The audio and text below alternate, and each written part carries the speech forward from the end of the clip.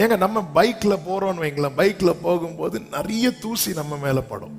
தூசி படும் போதெல்லாம் வண்டியை நிறுத்தவே மாட்டோம். ஆனா சில தூசி கண்ணில் வந்து படும் பாருங்க, உடனே வண்டி நிறுத்திடுவோம். ஏன்னா கண்ணில் பட்டதுமே நம்ம கொலாப்ஸ் ஆயிரும்.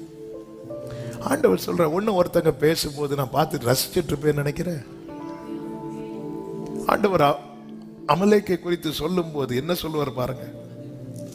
1 சாமுவேல் 15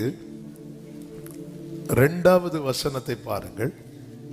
சேனைகளின் கர்த்தர் சொல்லுகிறது என்றால், இஸ்ரவேல் எகிப்திலிருந்து வந்தபோது அமலேக்கு அவர்களுக்கு வழிமறித்த செய்கையை மனதிலே வைத்திருக்க. இந்த மேட்டரை இஸ்ரவேலரே மறந்திருப்பாங்க. எகிப்திலிருந்து வந்து எத்தனை வருஷம் ஆச்சு, அதுக்கப்புறம் எத்தனை நியாயாதிபதிகளை தாண்டி சாமுவேல் வந்து நிக்கிறாரு. இப்ப ராஜாக்களின் காலம் ஸ்டார்ட் ஆயிட்டு. ஆனா ஆண்டவர் சொல்றார், அவங்க எகிப்திலிருந்து வந்தபோது அமலேக்கு அவர்களை வழிமறித்த செய்கை, அந்த அப்படி ஒரு கிரியை செஞ்சால அதை நான் என் மனசுல வச்சிருக்கிறேன் அப்படிங்கிறார்.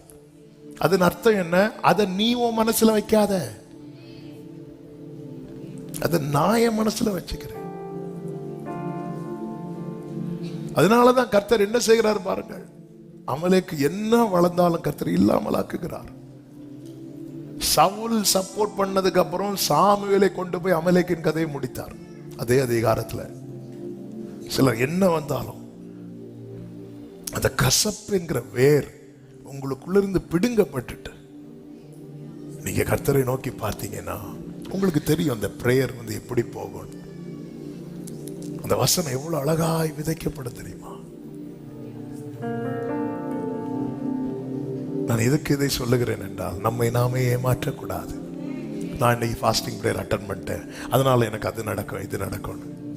கர்த்தர் கிரியை செய்வதற்கு ஏதுவான ஒரு ஸ்பேஸ் நம்முடைய வாழ்க்கையில வேணும். கர்த்தர் உங்களை ஆசீர்வதிப்பாராக. ஆமென்.